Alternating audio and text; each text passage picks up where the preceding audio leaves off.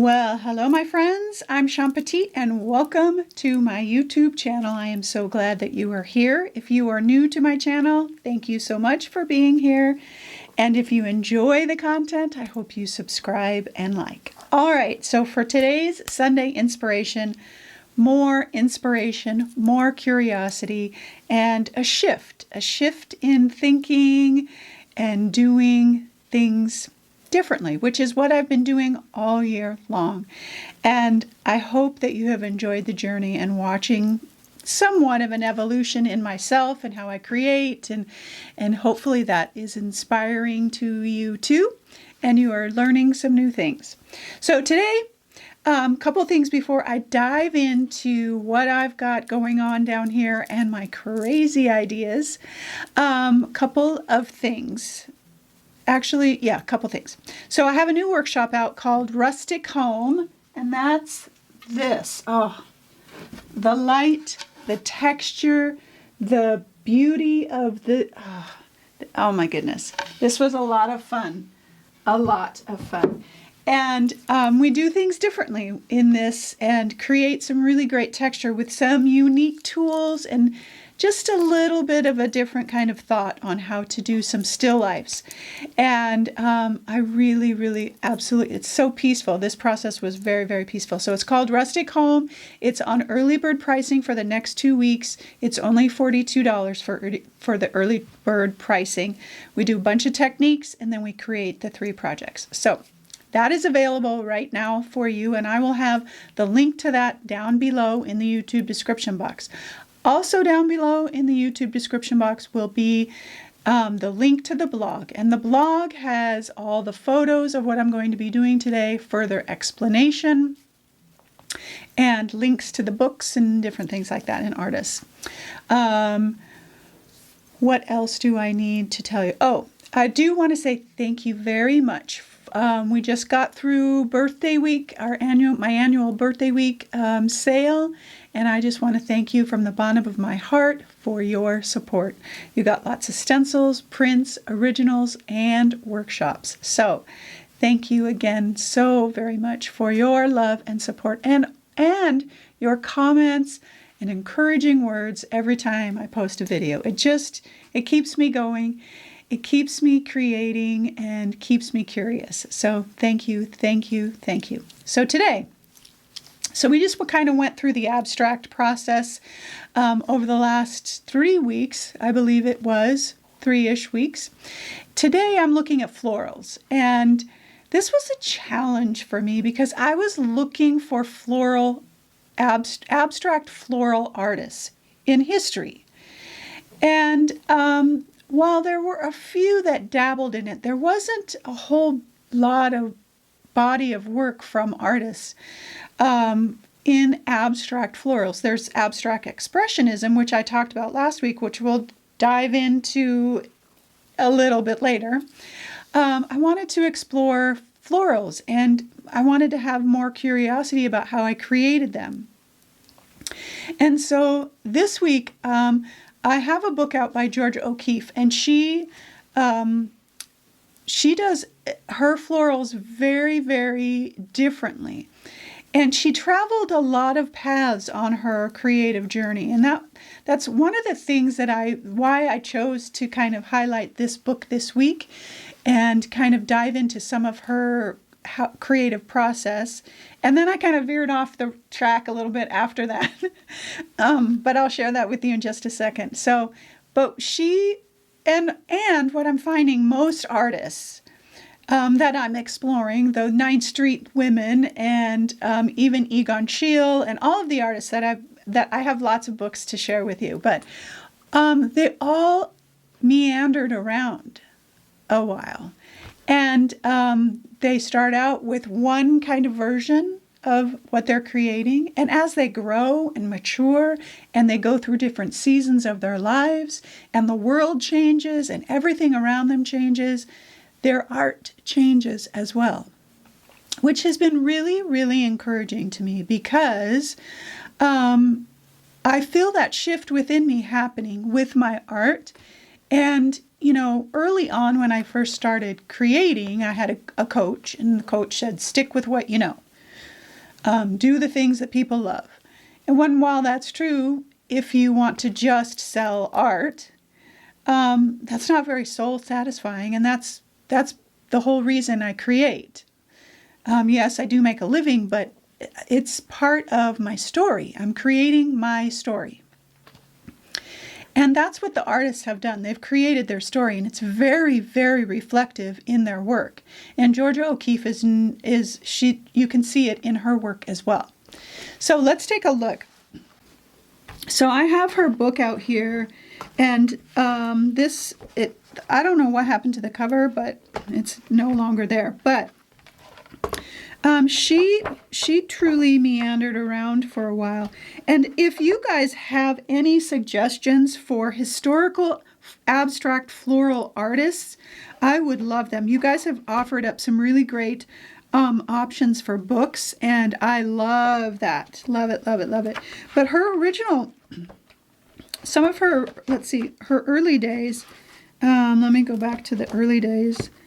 I've got so many things highlighted here, but there's a section, and what's interesting is in this book, New York had a different influence on her than, say, Mexico, and her art changed because of that, and I love that. And she did a lot of different things. She did sculpture, she did figures, and it was all in different seasons of her life.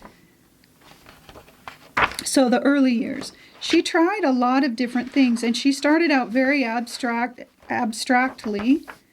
and then as she progressed, she did florals for quite a while, and then she shifted again because, one, she didn't like the stigma she was getting with some of her florals because of what the press was saying, and then her life changed. She moved, she lost her husband. A lot of different things happened in her life, and as she moved and changed, I want to show, she started doing things that were around her in Mexico. And so it's encouraging to me, and I've seen that over and over. Same with Egon Schiele, same with the 9th Street Women. They all have ebbed and flowed through their lives. So that is encouraging to me. How each season of our life truly inspires us. So she does her floral work is really, really interesting. Most of the time she creates in oil. And oil obviously isn't my thing, but it gives you a really unique look. And it's soft and kind of flowy, and the blendability is amazing because it stays wet so long. But I want to go to... Let's see, where are some of the florals that I have highlighted? So what I like about her florals is that you've got the flower, and sometimes they're recognizable and sometimes they're not. I'm going to lift that up. And then the background is just really kind of what she feels it should be. It's not anything particular, and I like that. So for instance, here's this beautiful flower, but it's just kind of floating in space. And I'm okay with that. I kind of prefer that, because then I'm telling the story here within my flowers, and then, you get to choose. She's choosing what she does with her background. So I found that interesting and thought that would work for my taste. Now, her work is not necessarily my style, but I believe that there's something that I can learn from her. And I think, as all artists, as we examine other work, there's things that we can learn. Her blendability, I love that. I like it a little bit more rough, though. And so as we begin to examine work, as I have been doing over the last few weeks with you, and trying to take a look at other people's art and say, okay, what speaks to me and what doesn't, and what do I like, what would I keep, or what would I try to emulate, and what would I throw away? And that's really what I've been doing over and over and over throughout this year, is trying to discover what it is that speaks to me. Now this piece, yes please. I love this. And part of the reason I love this is the color. So that's the questions that I'm asking myself. What do I like about this? Because like that big yellow flower did not speak to me at all, because yellow is not one of my favorite colors. Now, if I muted it down and made it a little grungy, yes, that would probably work for me. So I really, really like this. I like the layout of it. I like the flow of it. I like the color. So this is my inspiration for today. However, I'm going to veer off the path a little bit, just a little bit, because I want to show you. So in my search for trying to find abstract florals in history, I didn't come across too many. Now Klimt, he had some, but there were like, he didn't have a huge amount of them, and they were all very similar. They were very small and tight, and it just did not speak to me. There were a couple other that were really abstract, and you could barely recognize the flowers in there, and that didn't speak to me. So I'm trying to find the in-between of what speaks to me and what doesn't. So I went online, and I started searching for other artists that are current day, and that spoke to me, and I didn't find a ton, to be honest, which I am really surprised, and I'm sure I'm missing it. So if you have any suggestions, throw them my way. I would so appreciate it. But this is from Trend Gallery, and they have a group of artists that create art, original art. They do commissions and customs and things like that. But this piece was on there because I just started doing a search for abstract florals, abstract floral artists, abstract flowers, those kinds of things. And I came across this, and I liked this because it's like an intersection of the piece that I love of Georgia O'Keeffe. Let me go back to that. Oh shoot, I lost my spot because this was saving it, wasn't it? But anyway, let me try and get back there, and I'll make sure to hold my spot. Sorry. Let me see if I can find it real quick. See, that's kind of pretty too. There we go. Okay, so that kind of flowiness, and then this has that flowiness. Now it's different than this. This is very contemporary feeling, and this is a little bit more rustic, but it's still abstract. I mean, the background, you get the feeling that this would be leaves, but that's about it. So I like this. So, as I start to kind of combine ideas, that's what I'm doing. I'm like, okay, I like kind of the abstract feel of this. I like the shape of this. I like the color of this. Those are the things that we do as we kind of take a look at, what is it that speaks to us that we would want to create. Now, I found this artist, which is very, very different. And it came up in the search that was abstract florals. And this is Jill Krasner. And, but it stopped me because of one thing, really, honestly. And it's the graphic parts of it. I love that.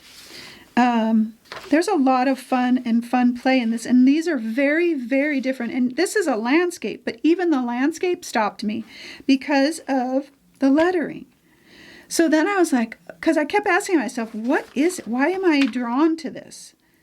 And her work is great. But it was not the direction that I was heading when I started here, and then I kind of went here, and then I ended up here. And this feels a lot like my style, but what I'm trying to do is stretch myself outside of that to grow and to learn new things. So, and I kept coming back to it, like, what is it? Is it the color? Of course, I love the color.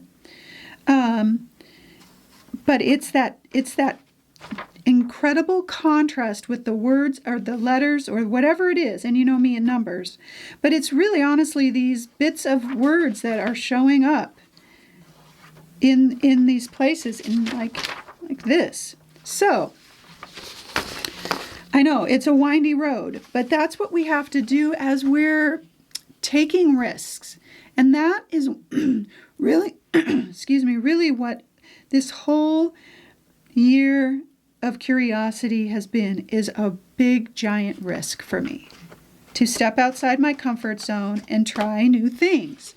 So I know this is going to sound crazy, but I want to take some of this flowy, soft, blended color into something like this, into something with this kind of graphic kind of thing. We'll see. Now, today,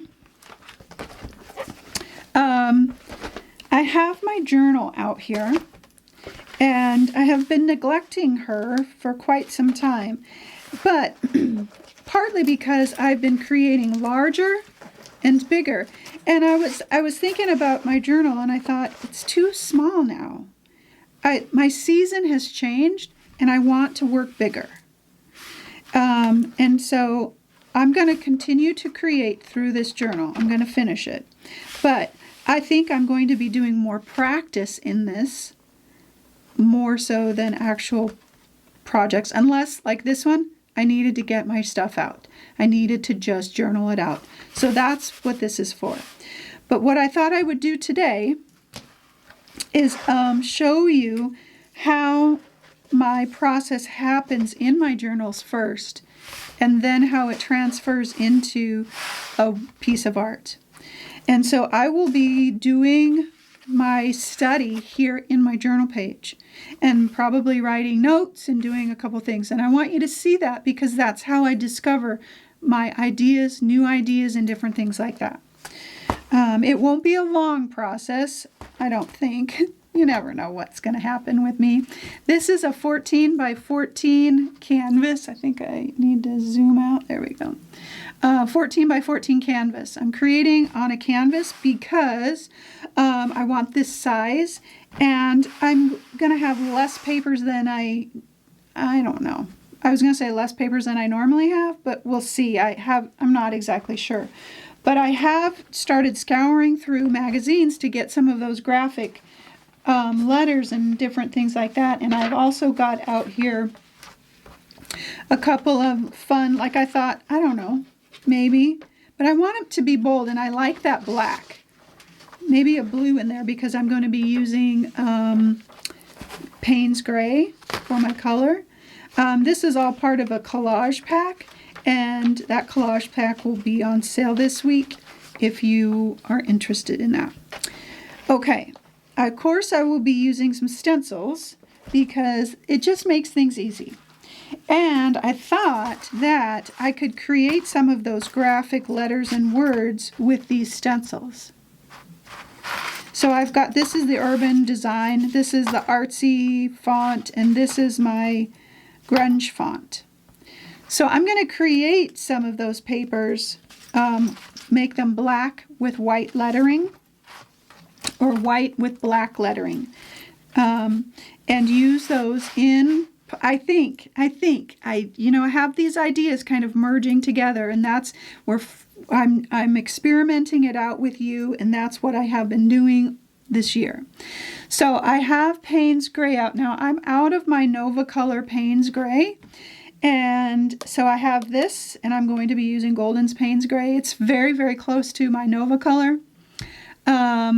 I probably will sneak in a tiny bit of teal mixed, because I'm going to be kind of blending things together, I think. And then, and if I have teal, maybe I may add my darker custom color teal to that mix. And then unbleached titanium and gesso for my white. And I don't know what other colors I'll be throwing in, if I throw any in. It could be some olive green. I don't know. I'm going to try and keep it somewhat neutral. And so I may add some variation of value with my Payne's Gray and maybe some Prussian blue. That is all I know for now. papers in the background, I'm not exactly sure yet if I'll be laying some of those down. I might, but I'm going to be sparing on the background papers and kind of work on those kind of bold graphics on the outside parts of my floral. I think, do you hear the questioning in my voice? Because I'm not exactly sure. But I'm going to rough it out first in my journal real quick and kind of get an idea. Okay, so that's my ideas. I hope it made sense because I've been rolling around with this, kind of struggling, like, what direction do I want to go? Really trying to find that thing that sparked my creativity. And when I found all of the other abstract photos, along with Georgia O'Keeffe's inspiration, I knew that that's kind of a merge of where I want to go. Now, will this morph into something else like the last 3 pieces of landscapes that I did from Egon Schild? We will see. I may do this one and say, yes, that is exactly what I wanted. Or I may say, I can do better. And usually we can, or I can make it freer, or I can make it more soothing, whatever it might be. But what I am willing to do is take a risk. And I think that'll be the title of this piece, because I don't want to play it safe with my art or with my life or with my relationships or how I show up in the world. I have played it safe for a very, very long time, and that's not really where the joy is. And that's not where I grow. And so I want to take risks in my art and let it flow out into every part of my life. And I just want to take you along for the journey, and hopefully it will inspire you. So today, think about where you can take a risk in your life or in your art. Maybe taking a risk for you today in your art is just making a few marks. That's okay. Everyone's risk level and risk factor is different, and everyone's life is different. But where can you step outside the box just for a second in your art, in your life, in your relationships, in your job, with your kids, whatever it might be? Take a risk today. Take a risk to say I love you. Take a risk to say I'm sorry. Take a risk somewhere within your space, whether it be creatively or in life. Because that's what I want to do. I don't want to play it safe anymore. And so I hope that inspires you. I hope this project inspires you. I hope it inspires me. You never know, but you have to try. That's the risk. You've got to try. All right, my loves. I hope your Sunday is restful and peaceful. Oh, wait. I hope that you check out the workshop too. Now I hope your Sunday is restful and peaceful. It could be restful and peaceful with the workshop. I hope your Sunday is restful and peaceful. I hope you take a second to take a risk. Do something for you. Step outside the box. Think differently. It sounds so good right now. And I hope that you always, always know that you are loved.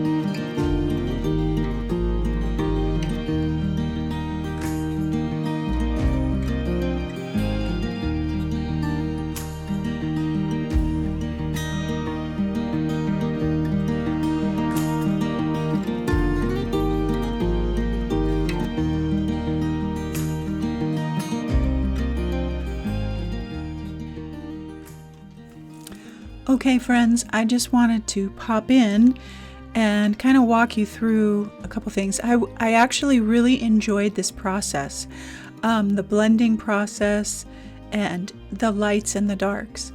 And here I'm adding that little bit of me in the piece. And this is the point where everything took a turn. I wanted the mess. I wanted the scratch. I wanted the more of me.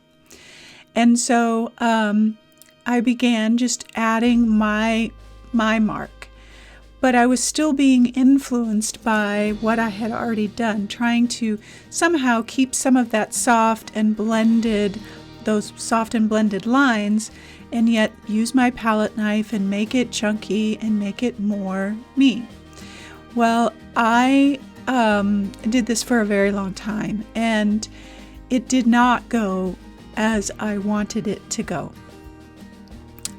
It kept getting worse as we proceed, and that's okay. I just want to say that this is how it works. Getting a new idea and gathering new information and taking a risk is never easy, and we never know the outcome. However, the things that I learned in this process were valuable because I liked the blending part of it, and I ended up, as you'll see towards the end, I do some blending, and I will choose to do that again in other projects. So there were some really great lessons learned in this. And the black and white letters on the edges, love them. Absolutely love them. I have to figure out how to incorporate them better into the projects, and you'll see that they look pretty good towards the end. But I wanted more, and so this is a journey. It's always a journey. And no matter what we do new and take a risk doing, it's always a journey. And we're not going to do it perfectly. And that's the whole point. And so I want to encourage you. And I left all of this in because I could have just started from the beginning with the good part, the good piece, and let you see that. But I want you to see the whole thing because this is how it goes. I start out in my journal with an idea, and then I do my best to try and follow the nudges that I'm leaning towards, or the inspiration. And you can see here what this looks like. And it is a mess. It's an absolute mess.